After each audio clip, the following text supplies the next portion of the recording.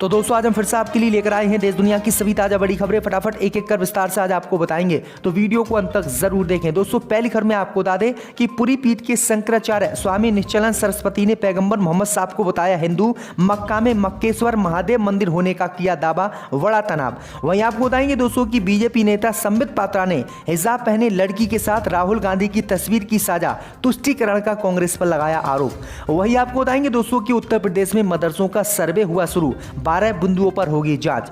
वहीं आपको बताएंगे दोस्तों कि राजस्थान में प्रदर्शन के लिए गाय लेकर विधानसभा पहुंचे थे बीजेपी विधायक, नाराज गौमाता रस्सी छुड़ाकर भागी, हुई किरकिरी।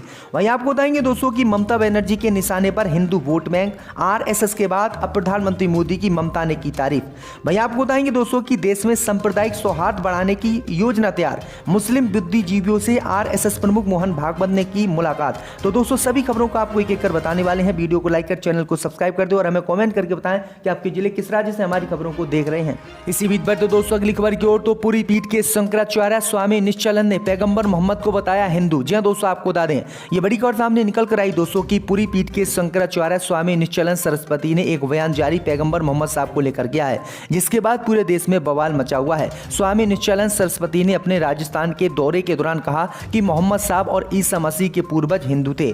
उन्होंने साथ ही ज्ञानव्यापी मस्जिद में मिले शिवलिंग के सवाल पर कहा कि ज्ञानव्यापी की क्या बात करते हो, हम तो मक्का तक पहुंच गए हैं, वहां भी मक्केश्वर महादेव हैं। शंकराचार्य ने आगे कहा कि दुनिया के 15 देश हिंदू राष्ट्र बनाने की तैयारी में है, वे सिर्फ भारत के रुख का इंतजार कर रहे हैं कि कब भारत हिंदू राष्ट्र बने और उसके बाद हम भी अपने देश को हिंदू राष्ट्र घोषित करें। मैं आपको बता दें कि पैगंबर मोहम्मद साहब को हिंदू और ईसा मसीह के पूर्वजों को हिंदू बताने के बाद देश में विवाद छिड़ा हुआ है, क्योंकि मक्का मदीने को भी मक्केश्वर महादेव मंदिर शंकराचार्य ने बताया है। इसी बीच पर तो दोस्तों अगली खबर की ओर, तो संबित पात्रा ने हिजाब पहने लड़की के साथ राहुल गांधी की तस्वीर साझा की, तुष्टिकरण का लगाया आरोप। जब दोस्तों आपको बता दें कि भारतीय जनता पार्टी के नेता संबित पात्रा ने मंगलवार को भारत जोड़ो यात्रा के दौरान हिजाब पहने एक लड़की के साथ राहुल गांधी की तस्वीर साझा की और कांग्रेस पार्टी सहित राहुल गांधी पर तुष्टिकरण का राजनीति करने का आरोप लगाया।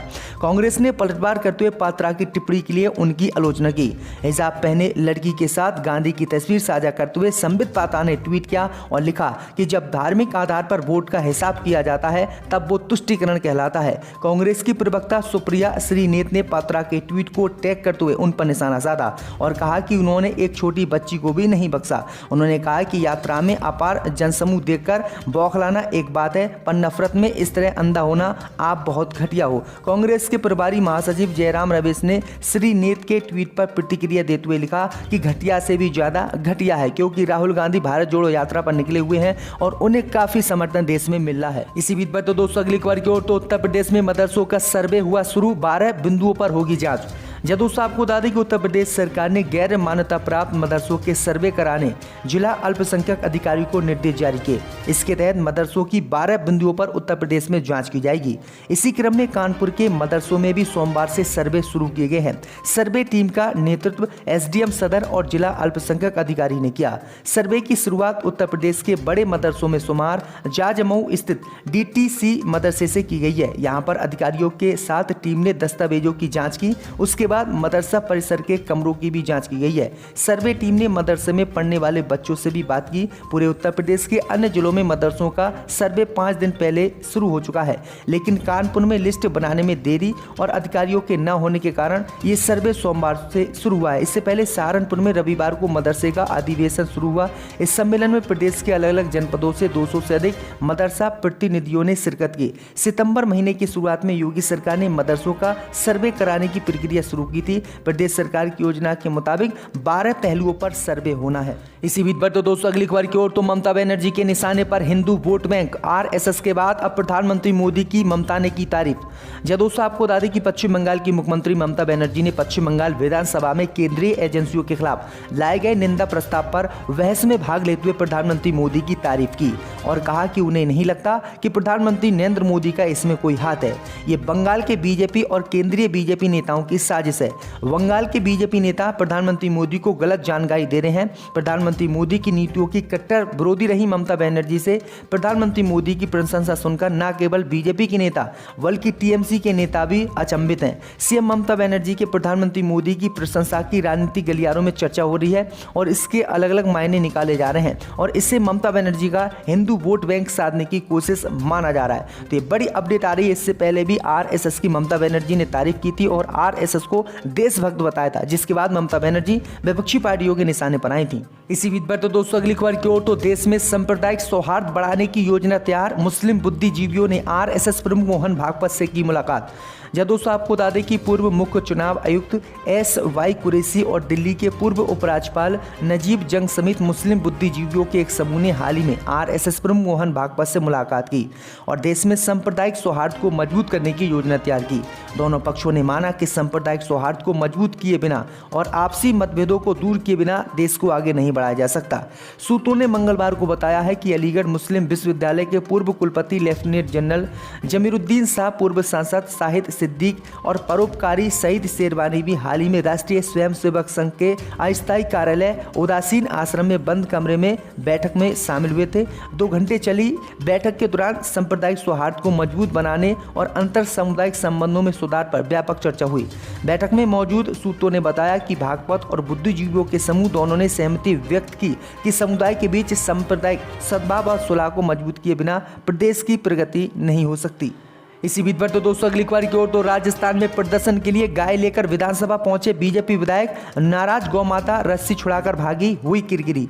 जब दोस्तों आपको बता दें कि राजस्थान विधानसभा के 7वें सत्र की कार्रवाई शुरू हुई है। इस दौरान बीजेपी विधायक दल ने लंपी वायरस से गायों की मौत का मुद्दा बनाने की कोशिश करते हुए सरकार पर निशाना साधा, लेकिन इस दौरान उस समय ये स्थिति उत्पन्न हो गई जब पुष्कर से बीजेपी विधायक सुरेश सिंह रावत लंपी वायरस और गायों की मौत पर विरोध जताने के लिए अपने साथ एक गाय लेकर ही विधानसभा के गेट पर पहुंच गए, लेकिन विरोध से पहले ही गाय रस्सी छुड़ाकर भाग गई। दरअसल आपको बता दें कि विधानसभा गेट के बाहर मीडिया को देखकर बीजेपी विधायक बयान देने लगे और सरकार को कोसने लगे, लेकिन तभी गाय रस्सी छुड़ाकर भाग गई। इसके बाद गाय को पकड़ने के लिए विधायक के साथ आए लोग उसके पीछे दौड़कर उसे पकड़ने की कोशिश करने लगे। अचानक हुई इस घटना से वहां सड़क पर अफरा तफरी मच गई। सड़क से गुजर रही गाड़ियों को अचानक ब्रेक लगाना पड़ा। गाय को इस तरह व्यस्त सड़क भागता देख कई लोग घबरा गए। तो ये बड़ी अपडेट आ रही दोस्तों। इस घटना का सोशल मीडिया पर वीडियो वायरल हो रहा है, जिसके बाद बीजेपी की काफी किरकिरी राजस्थान में हुई है।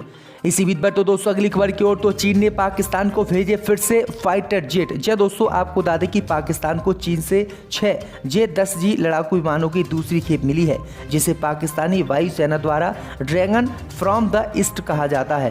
पाकिस्तान में स्थानीय मीडिया रिपोर्ट के अनुसार चीन निर्मित 6 J-10C विमानों का दूसरा जत्था पाकिस्तान आने के बाद ऐसे लड़ाकू विमानों की संख्या 12 हो गई है। इस खेप के आने की पुष्टि करते हुए पाकिस्तानी स्ट्रेटेजिक फोरम ने ट्वीट कर कहा कि पाकिस्तानी स्थानीय मीडिया 92 न्यूज ने पाकिस्तानी वायुसेना को अतिरिक्त 6 J-10C की डिलीवरी की पुष्टि की है, जो कुल J-10G को 12 तक पहुंचाती है। पाकिस्तान स्ट्रेटेजिक फोरम एक स्वतंत्र थिंक टैंक है, जिससे शोधकर्ताओं की एक अंतर्राष्ट्रीय टीम द्वारा संचालित किया जाता है। इसी बीच पर तो दोस्तों अगली खबर की ओर, तो हिंदू नेता आचार्य स्वामी का निधन, राम मंदिर आंदोलन में थे सक्रिय। जब दोस्तों आपको बता दें कि हिंदू नेता आचार्य स्वामी का निधन हो गया है। राजस्थान में उन्होंने आज अपनी अंतिम सांस ली। बताया जा रहा है कि वह काफी समय से बीमार चल रहे थे। उन्हें SMM अस्पताल में भर्ती कराया गया था। 1 महीने से उनका अस्पताल में इलाज हो रहा था। आचार्य के निधन पर देश भर के हिंदूवादी संगठनों ने दुख जताया है। राम मंदिर विवाद आंदोलन में सक्रिय रहकर आचार्य ने अपना पूरा योगदान दिया था। विश्व हिंदू परिषद से लंबे समय तक वो जुड़े रहे। इस दौरान वो काफी ज्यादा चर्चा में रहे। कुछ दिन पहले ही प्रधानमंत्री मोदी ने उनके स्वास्थ्य के बारे में पूछा था। बीजेपी के कई नेता उनसे मिलने अस्पताल भी गए थे। आपको बता दें कि वो राम मंदिर के मुद्दे पर खुलकर बात करते थे। सबसे बड़ा बयान तो उन्होंने बाबरी विध्वंस के मामले में दिया था और इसके साथ ही उन्होंने कहा था कि मैं हूं और आरोपी नंबर 1, मैं किसी से डरने वाला नहीं हूं। जो सजा मिले मैं सजा खाने के लिए तैयार हूं, लेकिन मंदिर वहीं पर बनाएंगे। इसी बीच पर तो दोस्तों अगली खबर की ओर, तो ब्रिटेन में खत्म हुई हिंदू मुस्लिम मुस्लिम समुदाय के बीच हिंसा, जारी किया ज्वाइंट स्टेटमेंट। दोस्तों आपको बता दें कि भारत और पाकिस्तान के बीच एशिया कप क्रिकेट मैच को लेकर शुरू हुआ विवाद अब खत्म हो गया है। ब्रिटेन के लिसेस्टर शहर में हिंदू और मुस्लिम समुदाय के नेताओं ने एक ज्वाइंट स्टेटमेंट जारी कर शांति स्थापित करने की लोगों से अपील की है। एक नेता ने संयुक्त बयान को पढ़ते हुए कहा कि हम लिसेस्टर के परिवार न सिर्फ हिंदू और मुस्लिम बल्कि भाई बहनों के रूप में आपके सामने खड़े हैं। उन्होंने जोर देकर कहा है कि लिसेस्टर के पास विभाजन का कारण बनने वाली किसी भी विदेशी चरमपंथी विचारधारा के लिए कोई जगह नहीं है। ज्वाइंट स्टेटमेंट में कहा गया है कि हमारे दो धर्म इस अद्भुत शहर में आधी सदी से भी अधिक समय से शांतिपूर्ण रूप से रह रहे हैं। हम इस शहर में कोई भी दंगा फसाद नहीं करना चाहते हैं। हम भाई बहन हैं और हम कभी भी आगे ऐसी घटना नहीं करेंगे। दरअसल आपको बता दें कि भारत और पाकिस्तान के बीच जब एशिया कप हुआ था और पाकिस्तान जीता था, उसके बाद हिंदू और मुसलमानों में विवाद बढ़ गया था। मंदिर पर हमला भी किया गया था, ध्वज को भी फाड़ा गया था, जिसके बाद स्थिति तनावपूर्ण ब्रिटेन में हुई थी।